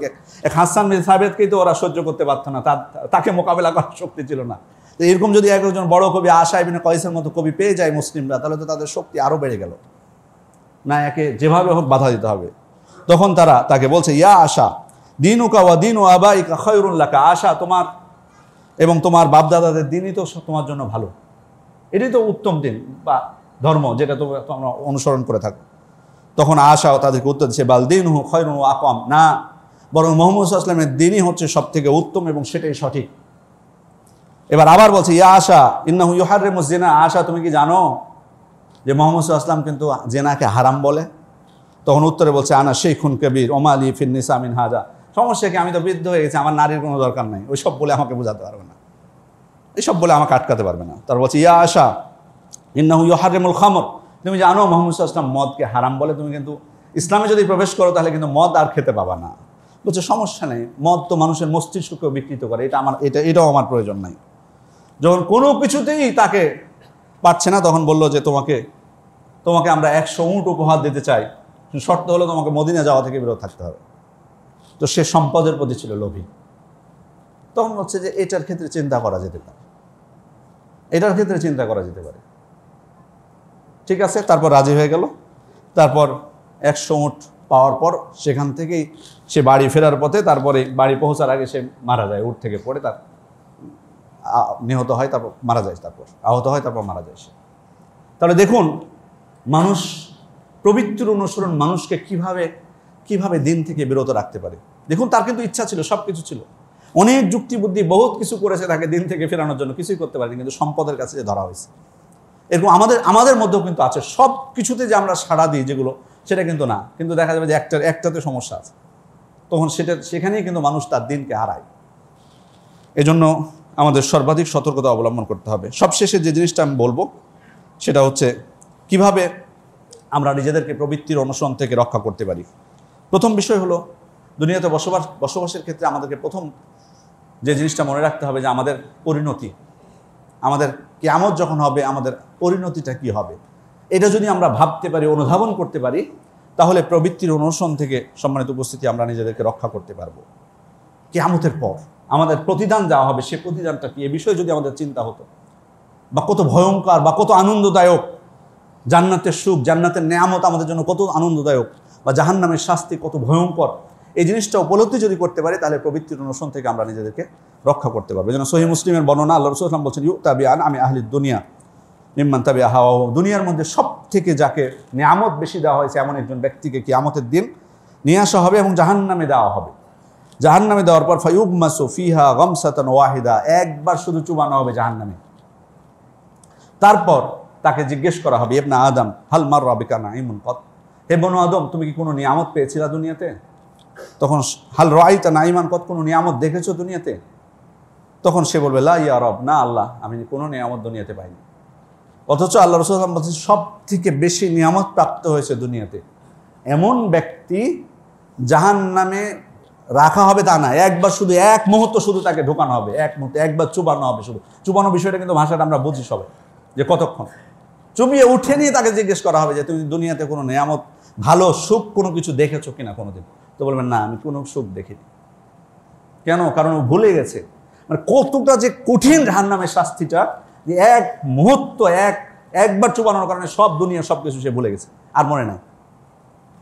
আবার বিপরীতটা দেখুন, ইউতা বিআবাসি আহলিদ দুনিয়া মিন আহলিল জান্নাহ, সব থেকে দুনিয়ায় কষ্ট ছিল এমন ব্যক্তিকে জান্নাতে দেওয়া হবে, তারপর তাকেও এক মুহূর্তের জন্য জান্নাতে দেওয়া হবে। তারপর তাকেও জিজ্ঞেস করবে, আল্লাহ তাআলা জিজ্ঞেস করবেন, ইবনা আদম হাল মাররা বিকা বুসুন কত, হে বনু আদম তোমার কি দুনিয়াতে কোনো কষ্ট ছিল? হাল রাআইতা শাকান কত, কোনো কষ্ট তুমি দেখেছো দুনিয়াতে? কোনো বিপদ আপদ তোমার হয়েছে দুনিয়াতে? তাকে আল্লাহ তাআলা জিজ্ঞেস করবেন, দুনিয়াতে তুমি কোনো কষ্ট দেখেছো, বিপদ আপদ দেখেছো? সে বলবে, লা ইয়া রব, না আল্লাহ, আমি দেখিনি কখনো। দুনিয়াতে সব থেকে কষ্টের মধ্যে ছিল, সব থেকে বিপদগ্রস্ত, কিন্তু এক মুহূর্ত জান্নাতে যাওয়ার কারণে সব ভুলে গেছে পূর্বের। তখন বলবে যে না, আমার দুনিয়াতে আমার কোনো কষ্ট হয়নি, আমার কোনো বিপদ আপদ কিছু হয়নি। এই জিনিসটা যদি আমরা অনুধাবন করতে পারি যে মানে জাহান্নামের শাস্তি কত কঠিন এবং জান্নাতের নিয়ামতটা কত আমাদের জন্য আনন্দদায়ক, তাহলে কিন্তু আমরা সংশোধন হতে পারবো। সম্মানিত উপস্থিতি, এরপরে হচ্ছে পবিত্র কোরআন তেলাওয়াত করা, অনুধাবন করা। কারণ কোরআনটা হচ্ছে আমাদের জন্য, কোরআনটা হচ্ছে শিফাউন লিস-সুদূর, আমাদের অন্তরের জন্য সুস্থতা, এটা চিকিৎসা। কারণ অন্তরের যত রোগ আছে, আমরা তো শারীরিক রোগ নিয়ে অনেক ব্যস্ত, অনেক চিন্তিত থাকি, কিন্তু অন্তরের যে আমাদের এত রোগে ভর্তি, শিরক, অহংকার, হিংসা, তারপরে আরও কত কি, কুফরি, নিফাকি, কত কিছু ভর্তি আমাদের অন্তরটা, কিন্তু আমরা কিন্তু সজাগ থাকি না সেটা। কিন্তু এই কোরআনটা হচ্ছে এই অন্তরের জন্য কি চিকিৎসা। যেন কোরআন তেলাওয়াত করা, অধ্যয়ন করা অত্যন্ত গুরুত্বপূর্ণ বিষয়। এ সুযোগে আমি বলি আপনাদেরকে যে এই কমপ্লেক্স এই কমপ্লেক্সের একটা কপি যদি আমি শেষে বলবো ভাবছিলাম, কিন্তু আমি বলে দিই যে আপনারা একটা করে কপিগুলো নিয়ে যাবেন, আপনাদের প্রতি অনুরোধ, এবং পড়বেন। শুধু নিয়ে যাবেন না, বাড়িতে যে পড়বেন এখানে এই প্রতিষ্ঠানে কি হয়, কি শিক্ষা দেওয়া হয়। আপনারা তো হয়তো, আমরা তো অনেক সময় বেশিরভাগ হয়তো মানুষের মুখে শুনে অনেক সময় মন্তব্য করি, বা হয়তো তাৎক্ষণিক হয়তো কিছু দেখলাম, তাই আপনাদের প্রতি অনুরোধ থাকবে যে আপনারা এগুলো যে পড়বেন এখানে। দেখুন, যেটা প্রতিশ্রুতি দেওয়া হয় সেটা পূরণের ক্ষেত্রে হয়তো কিছুটা হয়তো সমস্যা থাকতে পারে, কমতি হতে পারে। এটা দুনিয়ার প্রত্যেকটা প্রতিষ্ঠানের চিত্র এটা, এবং সেটার জন্য কিন্তু আপনারা সেটা পরামর্শ দিব, সেটাকে ত্রুটি সংশোধনের জন্য চেষ্টা করব। কিন্তু আপনারা পড়বেন এখানে কি হয়। পবিত্র কোরআন, একাডেমিক যে শিক্ষা এখানে, সেটাও কিন্তু কোরআন ভিত্তিক, এবং এখানে কিন্তু বলা আছে এখানে যে পঞ্চম শ্রেণীর মধ্যে কোরআন মুখস্থ করা, এবং শুধু মুখস্থ করা না, কোরআনের অর্থ যাতে অনুধাবন করতে পারে, এবং এটা গুরুত্বপূর্ণ। এটা শুধুমাত্র আমি এখানে বলে দিচ্ছি যে এটা তো বাচ্চাদের জন্য, আমাদের বাচ্চাদেরকে যদি আমরা আলেম বানাতে চাই, কিন্তু আমরা বড়রা, আমাদের কি প্রয়োজন নাই কোরআন শেখার জন্য? আমাদের কি অন্তরের অসুস্থতা নেই? কোরআন আমাদেরকে বুঝতে হবে না? আমরা প্রবৃত্তির অনুসার থেকে বাঁচতে চাই না? সেজন্য দেখেন একটা দাওয়াত সেন্টারও করা হয়েছে, আমার জানা মতে। চালু হয়েছে কিনা আমি জানি না, কিন্তু করা হয়েছে এখানে। এটা কিন্তু আমাদের বড়দের জন্য, সবার জন্য এটা। আমার এই জন্য অনুরোধ করব, আমরা বহু জায়গায় অনেক জায়গায় কিন্তু টাকা পয়সা অনেক নষ্ট করি। আমার কথা হলো যে আমরা নিজেরা আমাদের নিজেদের স্বার্থে, এটা কিন্তু প্রতিষ্ঠানের স্বার্থে আমি শুধু বলছি না, নিজেদের স্বার্থে দেখুন এই প্রতিষ্ঠানগুলোর সাথে থাকার চেষ্টা করবেন। শুধু জুমার দিন না, সবসময় থাকার চেষ্টা করবেন। আপনাদের সন্তানদেরকেও দেন দিন এবং নৈতিক শিক্ষা। যদি আমরা শিক্ষায় শিক্ষিত করতে চাই, আপনারা আশেপাশে যারা এখানে আছেন, আমি মনে করি যেটা আল্লাহর পক্ষ থেকে একটা বড় নিয়ামত। সব জায়গায় পাবেন, অনেক জায়গায় আমাদের ভাইরা থাকেন, মানে 20 কিলো 25 কিলো 30 কিলোর মধ্যে এই ধরনের কোনো প্রতিষ্ঠান নাই। সালাদ চা পড়ার তাদের সৌভাগ্য হয় না, বহু মানুষ আছে। সুতরাং এখানে বাচ্চাদেরকে যদি দিতে পারেন, নিজে এসে কিছু জ্ঞান অর্জন করতে পারেন, এটা কিন্তু বড় সৌভাগ্যের একটা বিষয়। যে অনুরোধ করবো যে কোরআন শেখাটা, কোরআন বোঝাটা, এটা কিন্তু প্রত্যেকের উপর আমাদের দায়িত্ব। এটা প্রত্যেকের উপর দায়িত্ব। হ্যাঁ, আমাকে সবাইকে যে বড় আলেম হতে হবে, স্কলার হতে হবে, এটা না, কিন্তু আমার যতটুকু জানা প্রয়োজন, এই কোরআনটা কিসের জন্য? শুধুমাত্র রমজান মাসে আমি পড়বো এই জন্য আল্লাহ তাআলা নাজিল করেছেন? এটাই তো আমাদের জীবনের সংবিধান। তাই এটা যদি আমরা অনুধাবন করতে না পারি, না পড়তে পারি, এগুলো দিনী পরিবেশে থাকা, এটাই কিন্তু জ্ঞান চর্চার অন্যতম একটা সুযোগ, জ্ঞান চর্চার সুযোগ। এই জন্য সম্মানিত বুঝছি, আপনার প্রয়োজনে আমি সিদ্দিক মসজিদ ঘুরে আসতে বলবো আপনাদেরকে। ওখানে যারা গেছেন তারা দেখেছেন, ওখানে একটা ইসলামিক সেন্টার থাকার কারণে কত দিক থেকে মানুষ উপকৃত হচ্ছে। কিন্তু প্রয়োজন কিন্তু সহযোগিতা। শুধু আমি ইসলামিক সেন্টার বানালাম, কিন্তু আমি অর্থনৈতিক কোনো প্রকার সহযোগিতা করলাম না, তাহলে কিন্তু সম্ভব না। এটা তো আমি তো মনে করি এটা আমাদের সবারই দায়িত্ব। এটা কে চালাবে এগুলো? এখানে মান্না সালোয়া বা অর্থ নাজিল হয় এখানে, এটা কিন্তু আমাদেরকেই করতে হবে। সেটা আমরা যদি এগুলোকে প্রতিষ্ঠা করতে পারি, সহযোগিতা করতে পারি, আমি নিজেও উপকৃত হব, আরও অনেক মানুষ উপকৃত হবে, পরের প্রজন্ম তারা উপকৃত হবে। অনেক কিছুই করা সম্ভব। আমাদের বোনেরা, তারা দিনী জ্ঞান অর্জন থেকে বঞ্চিত। আমাদের যদি সবার সহযোগিতা থাকে, তাহলে কিন্তু সব কিছু করা সম্ভব। কিন্তু অর্থনৈতিক সহযোগিতাটা গুরুত্বপূর্ণ। আর তার আগে যেটা হলো যে আমাদের সংশ্লিষ্টতা প্রতিষ্ঠানের সাথে নিজেকে সম্পৃক্ত করা। এই জন্য এই অনুরোধটুকু আপনাদের কাছে রাখছি। যে কথা বলছিলাম সম্মানিত উপস্থিতি, তাহলে এই দুইটা বিষয় গুরুত্বপূর্ণ। একটা হলো প্রবৃত্তির অনুষ্ঠান থেকে বাঁচতে হলে যেটা করতে হবে, একটা হলো কোরআনকে নিজে ধারণ করা, আমাদের জীবনে সার্বিকভাবে কোরআন তেলাওয়াত করা, কোরআনের অর্থ অনুধাবন করা, সেই অনুযায়ী আমল করা, সেটার প্রতি ঈমানকে দৃঢ় করা। আর একটা হলো আখিরাতের পরিণতির কথা ভয় পড়া, আর আল্লাহ তাআলার সামনে লজ্জিত হওয়া।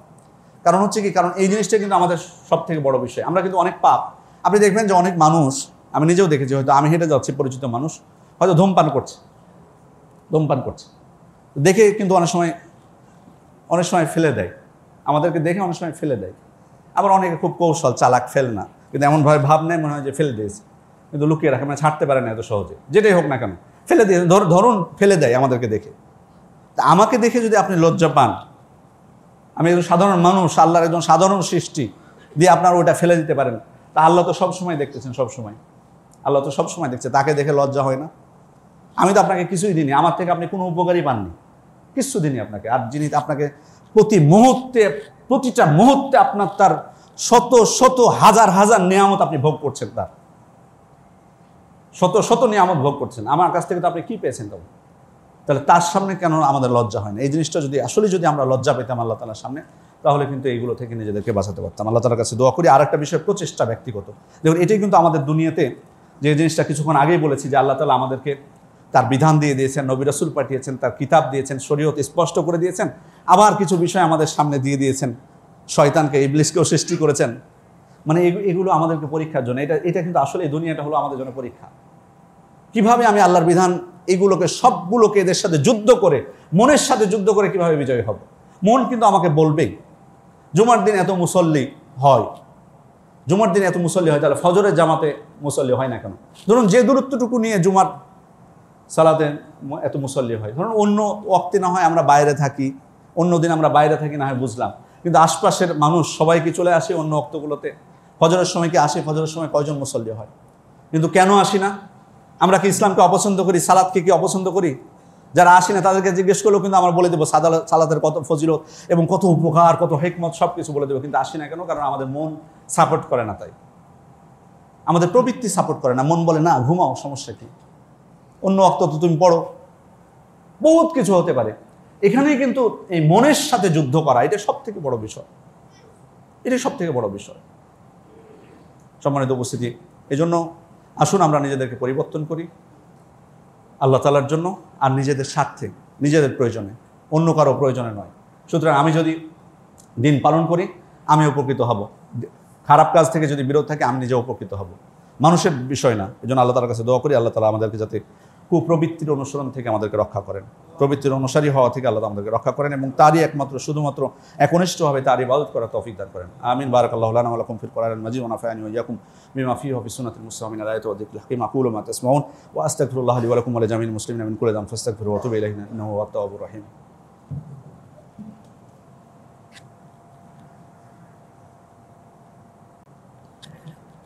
ইন্নাল হামদালিল্লাহ নাহমাদুহু ওয়া নাস্তাঈনুহু ওয়া নাস্তাগফিরুহু ওয়া নাউযু বিল্লাহি মিন শুরুরি আনফুসিনা ওয়া মিন সাইয়্যাতি আমালিনা মান ইয়াহদিহিল্লাহু ফালা মুদিল্লা লাহু ওয়া মান ইউদ্লিল ফালা হাদিয়া লাহু ওয়া আশহাদু আন লা ইলাহা ইল্লাল্লাহু ওয়াহদাহু লা শারীকা লাহু ওয়া আশহাদু আন্না মুহাম্মাদান আবদুহু ওয়া রাসূলুহু। আম্মা বাদ। সম্মানিত উপস্থিতি, আরেকটা বিষয় বলে দিই যে আসলে এই দুনিয়াটা যেমন পরীক্ষা, তেমনি প্রত্যেকটা মুহূর্ত আমি যেখানে বসবাস করি না কেন, প্রত্যেকটা জায়গাতে কিন্তু অনেক আমাদের জীবনে কিন্তু বহু কিন্তু চ্যালেঞ্জ আসবে, অনেক ধরনের কিন্তু ফিতনা আসবে, বহু প্রকারের।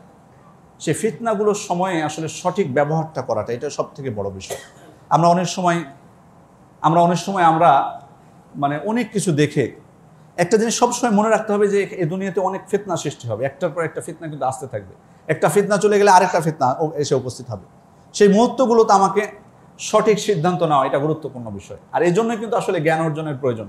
আমরা কিন্তু জ্ঞানের অভাবে কিন্তু আমরা বিপদগামী হয়, ভুল সিদ্ধান্ত কিন্তু নিয়ে ফেলি, আবেগের বশবর্তী অনেক সময় আবেগকে কাজে লাগাই। এই জন্য আসুন, আমি আগেও বলেছি আবারও বলছি যে আসুন আমাদের জ্ঞান অর্জন করাটা খুবই জরুরি, ইলম অর্জন করাটা খুবই জরুরি। প্রত্যেকে আমাদের সাধ্য অনুযায়ী আসুন আমরা শরীয়তের জ্ঞান অর্জন করার চেষ্টা করি, তাহলে নিজেদেরকে ফিতনা থেকে নিজেদেরকে বাঁচাতে পারবো। কারণ জ্ঞান না থাকলে আপনি, এটা হলো সব থেকে বড় বিষয় ফিতনা থেকে নিজেকে বাঁচানোর জন্য। এই জন্য আল্লাহ তাআলা, কারণ আপনি যদি শত্রুকে, কারণ আমরা অনেক সময় জ্ঞানের অভাবে শত্রুকে চিনি না যে কি আমার শত্রু কি আমার বন্ধু, এই জিনিসটা ব্যর্থ হয় আমরা। শত্রুকে চিনাটা এটা হচ্ছে সব থেকে বড় বিষয়। যেন ইসলামের শত্রু কারা, ধারাবাহিকভাবে সব থেকে বড় শত্রুকে, তারপরের শত্রুকে, তারপরের শত্রুকে, সিরিয়ালটা আমাকে বুঝতে হবে। অনেক সময় ছোট শত্রুদেরকে বড় শত্রু বানিয়ে দিই আর বড় শত্রুদেরকে বন্ধু হিসেবে গ্রহণ করে ফেলি, এরকম আমাদের আছে। এই জন্য প্রয়োজন হচ্ছে জ্ঞান অর্জন করা, দিনের গভীর জ্ঞান অর্জন করার চেষ্টা করা।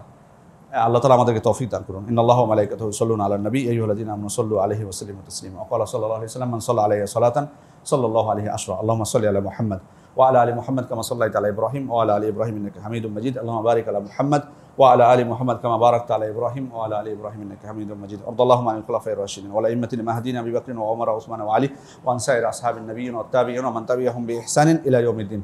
اللهم أعز الإسلام والمسلمين، اللهم أذل الشرك والمشركين، اللهم انصر المسلمين في كل مكان. ربنا آتنا في الدنيا حسنة وفي الآخرة حسنة وقنا عذاب النار. ربنا ظلمنا أنفسنا وإن لم تغفر لنا وترحمنا لنكونن من الخاسرين. ربنا تقبل منا إنك أنت السميع العليم وتب علينا إنك أنت التواب الرحيم. عباد الله يرحمكم الله، إن الله يأمر بالعدل والإحسان وإيتاء ذي القربى وينهى عن الفحشاء والمنكر والبغي يعظكم لعلكم تذكرون. فاذكروا الله يذكركم وادعوه يستجب لكم ولذكر الله أكبر والله يعلم ما تصنعون. قوموا إلى صلاتكم.